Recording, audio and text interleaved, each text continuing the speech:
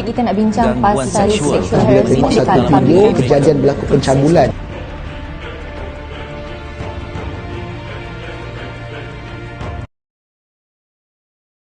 Assalamualaikum dan hai kepada semua penonton. Macam yang korang semua dapat tengok di permulaan video, kumpulan kami akan membincangkan tentang isu gangguan seksual yang sememangnya sentiasa meniti di bibir masyarakat kita. Saban hari, kes ini menunjukkan kadar peningkatan. Kita dapat tengok ada banyak kes gangguan seksual dilaporkan di surat khabar, berita, media sosial, radio dan banyak lagi. Hal ini nyata membimbangkan kita semua. Persoalannya, apakah yang dimaksudkan dengan gangguan seksual? Baiklah, gangguan seksual secara ringkasnya adalah perbuatan yang kurang disenangi sama ada menggunakan perkataan, visual atau isyarat yang berusul lucah. Gangguan seksual boleh berlaku kepada sesiapa sahaja tanpa mengira jantina ataupun peringkat usia. Dalam video ni, kami akan menerangkan kepada anda dengan lebih mendalam tentang bentuk-bentuk gangguan seksual, apakah punca kepada berlakunya insiden ini dan kita akan bersama-sama mengenal pasti tindakan pembendungan yang lebih berkesan. Dalam meniti arus kemodenan ini, pelbagai masalah sosial yang dapat dilihat dalam kalangan masyarakat tanpa mengira usia. Masalah ini juga semakin mendapat perhatian terutama penyelidik institusi pengajian tinggi. Antara masalah sosial yang sering diperkatakan ialah seksual, cyberbully, salah laku, vandalisme dan lain-lain. Hal ini mendatangkan kebimbangan dalam kalangan masyarakat, menyebabkan terhakisnya keyakinan berkait dengan sistem sosial. Oleh itu, kajian ini membincangkan mengenai jenayah sosial yang sering diperkatakan dan semakin meningkat mengikut peredaran masa. Menurut Alphonsus 2003, seks dilihat sebagai satu kuasa dalaman yang utama dalam mengarah dan mempengaruhi tingkah laku manusia. Ini bermaksud seks juga meliputi golongan pelajar dan remaja selain daripada golongan dewasa, menyebabkan jenayah seksual dalam negara semakin bertambah. Assault atau dalam bahasa Melayu dikenali sebagai keganasan seksual adalah salah satu tingkah laku devian di Malaysia dan beberapa negara lain. Keganasan seksual adalah tingkah laku yang sangat ditolak oleh masyarakat dan sangat sukar untuk diterima. Mereka yang terlibat dengan keganasan seksual akan mendapat lebih banyak kesan yang negatif daripada kesan positif sama ada pelaku ataupun mangsa. Beberapa jenis gangguan seksual antaranya ialah gangguan secara lisan, iaitu dengan memanggil mangsa dengan panggilan yang tidak sesuai seperti sayang, baby dan lain-lain. Seterusnya, gangguan secara bukan lisan, iaitu dengan menggunakan kemudahan media sosial berkaitan perkara-perkara lucah seperti menghantar gambar. Selain itu, gangguan secara visual iaitu dengan menunjukkan sesuatu yang tidak bermoral kepada mangsa seperti bahan pornografi. Kemudian, gangguan psikologi iaitu dengan memberi tekanan untuk bersua secara fizikal. Dan yang terakhir, gangguan fizikal di mana ia melalui sentuhan seperti berpeluk dan lain-lain. Gangguan-gangguan seperti ini akan memberikan kesan yang ketara kepada mangsa terutama emosi dan psikologi mangsa. Pernyataan masalah bagi kajian ini termasuklah masyarakat umum kurang mengetahui isu gangguan seksual. Hal ini terjadi kerana kebanyakan mangsa kepada isu gangguan seksual ini tidak berani untuk tampil dan menegakkan hak mereka kerana takut dipandang rendah atau dipandang serong oleh masyarakat sekeliling.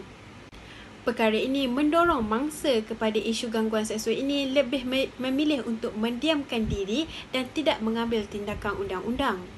Hal ini telah menyebabkan masyarakat sekeliling tidak tahu akan kewujudan isu gangguan seksual. Gangguan seksual ini boleh berlaku di mana-mana sahaja sama ada di tempat kerja, di sekolah maupun di tempat awam. Terdapat beberapa pendapat mengatakan bahawa isu gangguan seksual ini terjadi disebabkan peranan persekitaran itu sendiri, di mana pemakaian yang digayakan atau dikenakan oleh individu itu sendiri mendorong kepada gangguan seksual. Contohnya, pemakaian terlalu ketat sehingga membentuk tubuh badan ataupun pemakaian yang dikenakan mendedahkan sebahagian bentuk badan sehingga mendorong kepada mereka untuk melakukan gangguan seksual. Persoalannya, adakah mangsa kepada gangguan seksual ini mengetahui bahawa mereka juga boleh menjadi punca kepada berlakunya masalah gangguan seksual ini? Menurut kajian kes pada tahun 2014, 2 wanita telah dirogol oleh 14 lelaki yang dikenali, malah ada juga yang tidak dikenali. Tertuduh yang telah mencapai umur lebih dari 18 tahun telah dijatuhkan hukuman pemenjaraan mengikut peruntukan di bawah Kanun Kesesaan.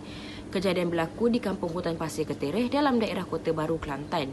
Pada ketika mangsa telah dirogol, mangsa yang sedang memegang telefon bimbitnya telah menyuluh ke muka tertuduh bagi mengecam wajah-wajah tertuduh. Laporan perubatan juga mengesahkan kewujudan peninggalan sisa kulit mati dan kemasukan objek tumpah secara berulang-ulang di dalam kemaluan mangsa. Disebabkan kejadian ini, mangsa telah pun mengalami kecederaan dalaman yang mana mangsa mendapati ada luka di bahagian kemaluannya dan merasa pedih. Akan sebab ini, mangsa telah pingsan di atas tilam di tempat kejadian. Serangan seksual boleh diselesaikan oleh beberapa langkah. Pertama, ibu bapa atau penjaga perlu memantau ahli keluarga yang kurang siuman supaya tidak terdedah atau terbiasa dengan bahaya robot.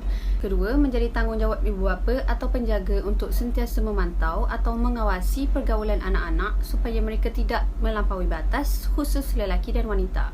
Yang ketiga, selain ibu bapa dan penjaga, diri sendiri juga memainkan peranan penting untuk keselamatan diri dengan sentiasa berhati-hati dengan makanan atau minuman yang diberikan oleh orang yang tidak dikenali yang mana mungkin mengandungi bahan pelali, perangsang nafsu atau dadah. Serta sentiasa berwaspada apabila melihat orang yang meragukan di kawasan kemudahan awam seperti bas, lift dan tandas. Itu sahaja daripada saya. Sekian, terima kasih. Terdapat pelbagai pihak yang akan mendapat kesan yang negatif daripada masalah seksual yang berlaku. Yang pertama, kesan kepada mangsa. Kesan yang paling ketara dapat dikenal pasti melalui mangsa jenayah seksual ialah melalui psikologi. Sebagai contoh, mangsa jenayah seksual akan mengalami kemurungan dan tiada motivasi untuk memajukan diri mereka sendiri kerana mereka merasa mereka tidak layak untuk berdiri bersama dengan yang lain. Selain itu, terdapat juga kesan fizikal di mana manusia mudah mendapat tekanan. Antaranya, mangsa seksual mudah merasa sakit kepala, letih dan sukar tidur kerana mereka berada dalam keadaan yang tertekan. Mangsa jenayah seksual juga akan hilang kepercayaan dalam perhubungan. Hal ini kerana mangsa berasa takut untuk mendekati dan mempercayai masyarakat sekeliling. Malah, lebih parah, mangsa akan hilang kepercayaan terhadap ahli keluarga sendiri, terutama mangsa perempuan. Mereka akan hilang kepercayaan terhadap adik-beradik lelaki. Seterusnya, kesan lain yang berkemungkinan akan berlaku ialah jangkitan seksual yang akan berlaku melalui persetubuhan. Penyakit ini didapati tersebar melalui darah dan bendalur dalam badan. Antara penyakit yang akan diterima ialah AIDS dan hepatitis B. Dan besar kemungkinan akan berlakunya kehamilan anak luar nikah yang tidak dirancang sekiranya diganggu secara fizikal. Terusnya, kesan kepada masyarakat. Selain kesan kepada mangsa, terdapat juga kesan kepada masyarakat. Antaranya, masyarakat akan meletakkan kepercayaan yang terendah kepada orang sekeliling kerana bimbang akan keselamatan diri dan keluarga. Ini kerana serangan seksual memberi impak yang besar kepada mangsa, seterusnya kepada kehidupan bermasyarakat.